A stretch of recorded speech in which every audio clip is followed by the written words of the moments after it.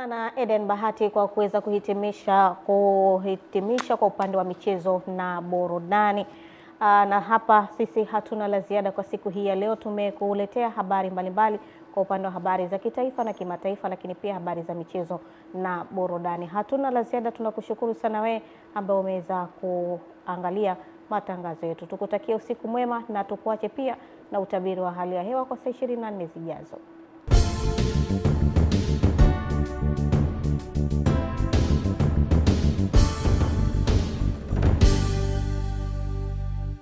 Sasa ni muda wa utabiri wa hali ya hewa kwa muda wa saa 24 zijazo, tukianzia saa 3 usiku kutoka Mamlaka ya Hali ya Hewa Tanzania.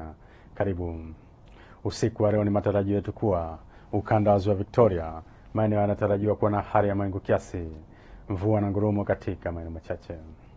Maeneo ya nyanda za juu kaskazini mashariki, Morogoro, Tanga, Dar es Salaam, Pwani pamoja na visiwa vya Unguja na Pemba, maeneo yanatarajiwa kuwa na hali ya mawingu kiasi, mvua katika maeneo machache. Maeneo mengine ya Rosaria yanatarajiwa kuwa na hali ya mawingu kiasi na makavu kwa ujumla. Upepo wa bahari unatarajiwa kuvuma kwa kasi ya kilomita 20 kwa saa kwa upande wa pwani ya kaskazini pamoja na pwani ya kusini. Hali ya bahari inatarajiwa kuwa na mawimbi madogo. Ziwa Victoria, Ziwa Tanganyika, Ziwa Rukwa pamoja na Ziwa Nyasa, upepo wa ziwa unatarajiwa kuvuma kwa kasi ya kilomita 20 kwa saa. Hali ya ziwa inatarajiwa kuwa na mawimbi madogo. Na kwa siku ya kesho ni matarajio yetu kuwa ukanda wa Ziwa Victoria, Kigoma, Tabora, Katavi, nyanda za juu kaskazini mashariki, Tanga, Dar es Salaam, Pwani, visiwa vya Unguja na Pemba, Lindi pamoja na Mtwara, maeneo yanatarajiwa kuwa na hali ya mawingu kiasi, mvua na ngurumo katika maeneo machache na vipindi vya jua.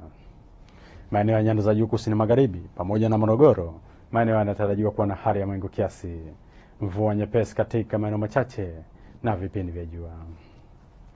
Singida, Dodoma pamoja na Ruvuma, maeneo yanatarajiwa kuwa na hali ya mawingu kiasi na vipindi vya jua. Naam mpenzi mtazamaji, mpaka hapa kutoka Mamlaka ya Hali ya Hewa Tanzania hatuna la ziada. Asante na nikutakie usiku mwema.